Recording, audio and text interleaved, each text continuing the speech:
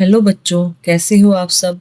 आज हम कक्षा 8 का 8वां पाठ पढ़ने जा रहे हैं। पाठ क्रमांक 8 का नाम है मानवता ही विश्व सत्य।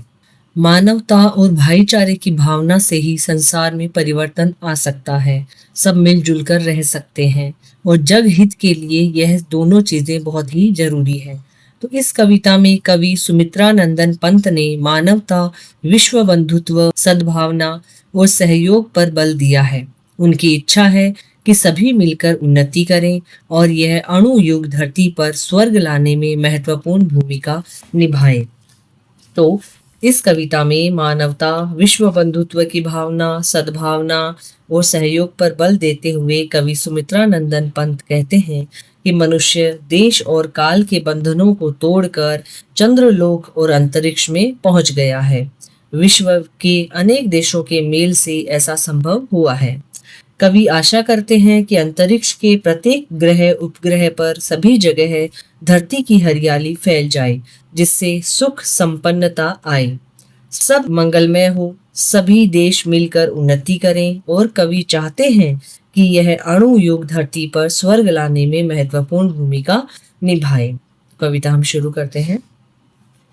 चंद्रलोक और अंतरिक्ष में मानव ने किया पदार्पण, छिन्न हुए लो देश काल के दुर्जय बाधा बंधन।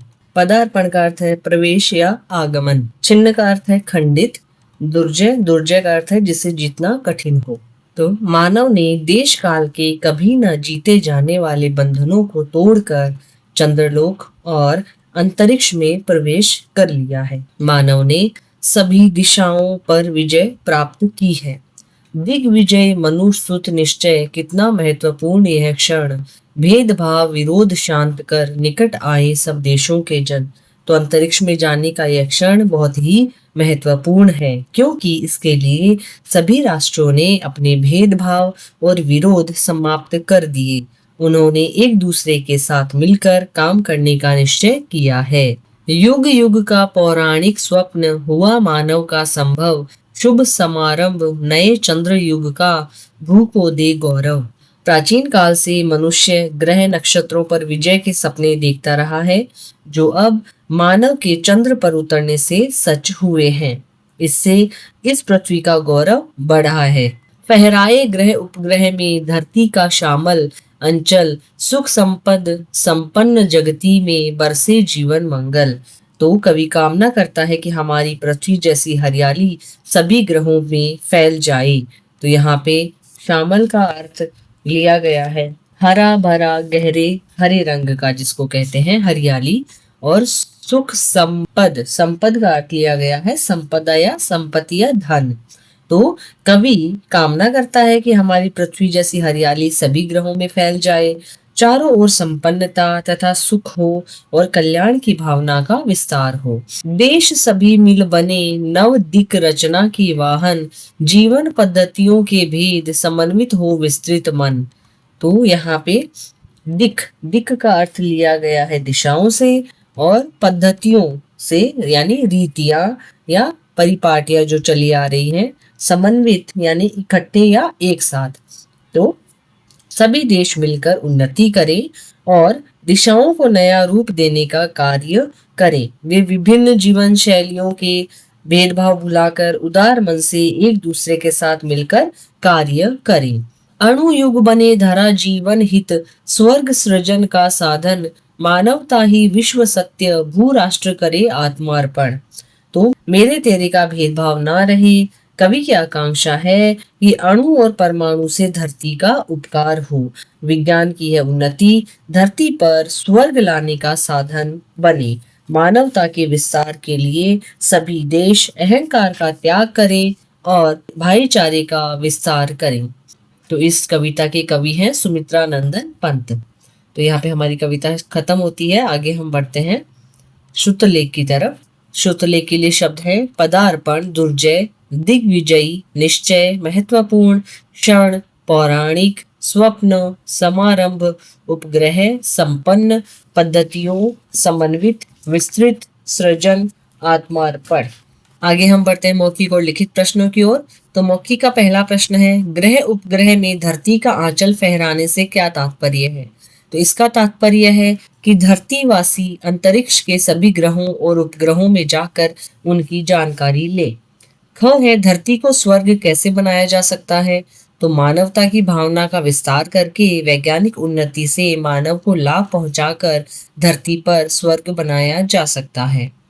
ग है, इस कविता का मुख्य संदेश क्या है? तो इस कविता का मुख्य संदेश है कि हम सब भेदभाव मिटाकर एकता में बंधकर मानवता की रक्षा करें, वैज्ञानिक साधनों का उपयोग सुख, शांति और संपन्नता के लिए करें। लिखित का पहला प्रश्न है, मानव ने किन बंधनों को तोड़ा है तथा कहां कहां तक अपनी पहुंच बनाई है? तो मानव ने देश काल के दुर्जय बंधनों को तोड़ा है, उसने अंतरिक्ष और चंद्रलोक में कदम रखा है। ख है, मानव के लिए कौन से क्षण को महत्वपूर्ण कहा जा रहा है और क्यों? तो दिशाओं को जीतने वाले मनु की संतान मानव के लिए उस क्षण को महत्वपूर्ण कहा जा रहा है जब उसने अंतरिक्ष और चंद्रलोक में कदम रखा था। ग है, मानव युगों से क्या स्वप्न देख रहा था और वह किस प्रकार पूरा हुआ? तो मानव युगों से स्वप्न देख रहा था कि वह चांद पर जाएगा। चंद्रयान के चांद पर पहुंच जाने से उसका यह सपना पूरा हो गया। घ है, धरती का जीवन मंगलमय कैसे हो जाएगा? तो मानवता को बढ़ावा देने के लिए आपसी भेदभाव और विरोध को भुलाना चाहिए। साथ साथ मिलकर विकास कार्य करने से धरती का जीवन मंगलमय हो जाएगा। ड़ है, कविता से वे पंक्तियां चुनकर लिखिए जिनके अर्थ नीचे दिए गए हैं। देश और काल के अविजित बाधा बंधन टूट गए, छिन्न हुए लो देश काल के दुर्जय बाधा बंधन। सभी जीव पद्धतियों के भेद मिटाकर मिल जाएं, हृदय विशाल हो जाएं और सभी देश नई संभावनाओं के वाहक बने। देश सभी मिल बने नवदिक रचना के वाहक। अंतरिक्ष की विजय से अनेक जीवन प्रणालियां इकट्ठी होकर एक हो सकती हैं। जीवन पद्धतियों के भेद समन्वित हों विस्तृत मन।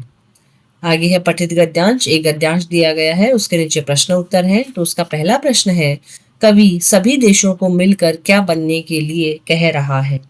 तो पठित पद्यांश में से ही आपको यहाँ उत्तर देने हैं।